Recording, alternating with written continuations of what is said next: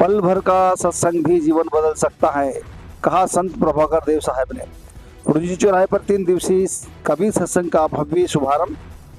संतों ने सदाचार, सिद्धांत बोध और स्त्री शिक्षा पर दिए प्रेरक प्रवचन। स्थानीय रुंजी चौराहे पर मंगलवार से 3 दिवसीय कबीर सत्संग का भव्य शुभारंभ हुआ। इस आध्यात्मिक आयोजन के पहले दिन मुख्य वक्ता कबीर वाणी के राष्ट्रीय प्रचारक संत प्रभाकर देव साहब ने अपने सारगर्भित विचारों से सत्संग की महिमा को रेखांकित करते हुए पंडाल में मौजूद सभी भक्तों को भाव विभोर कर दिया। संत प्रभाकर देव साहब ने महर्षि विश्वामित्र और महर्षि वशिष्ठ की पौराणिक कथा के माध्यम से सत्संग के महत्व को समझाया। आज के समाज में बढ़ते नैतिक पतन पर प्रहार करते हुए कहा, सदाचारी जीवन ही सबसे श्रेष्ठ जीवन है। कोई व्यक्ति भ्रष्टाचार या गलत रास्तों से चाहे जितनी भी धन संपदा इकट्ठी कर ले, लेकिन वह जीवन में कभी भी निर्भयता, डर से मुक्ति और सच्ची आत्मिक शांति प्राप्त नहीं कर सकता।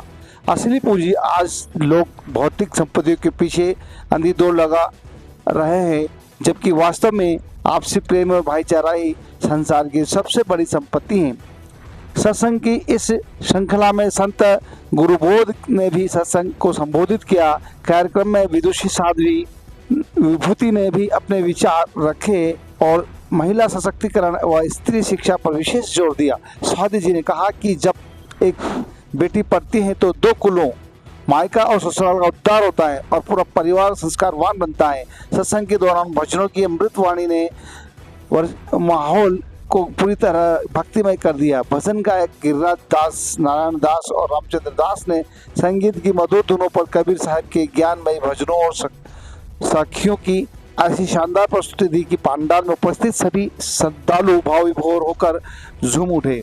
उनके द्वारा गाए गए भजनों ने श्रोताओं को आत्मिक आनंद से सरोवर कर दिया। आयोजन समिति के डॉक्टर राकेश बंगाली ने बताया कि यह 3 दिवसीय सत्संग आगामी 2 दिनों तक निरंतर जारी रहेगा।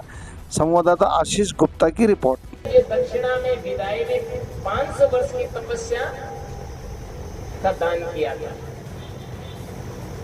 अब मेरा भी फर्ज बनता है कि मुझे भी इनको कुछ देना चाहिए,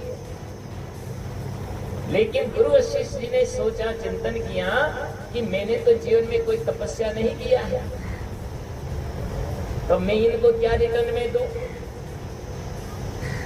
तब उन्होंने विचार करते करते ख्याल आया कि मैंने तपस्या तो नहीं किया, लेकिन 1 घड़ी सत्संग किया था।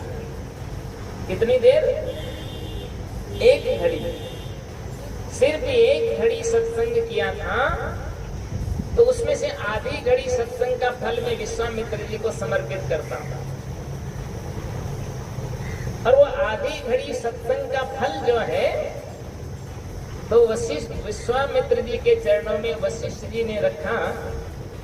समर्पित करते हुए, संकल्प करते हुए कहा कि मैं आपको विदाई में आधी घड़ी सत्संग का फल समर्पित करता हूँ, आपको विदाई में भेंट में देता हूँ। ये सुनकर के जो है तो विश्वामित्र जी तो क्रोधित हो गए, नाराज हो गए। जैसे आजकल लोग जो है तो कोई महिलाएं जो है भाभी अपनी ननद को कोई साड़ी ओढ़ाती है, थोड़ी सी भी कमजोर दिखती है तो नाराज हो जाती है।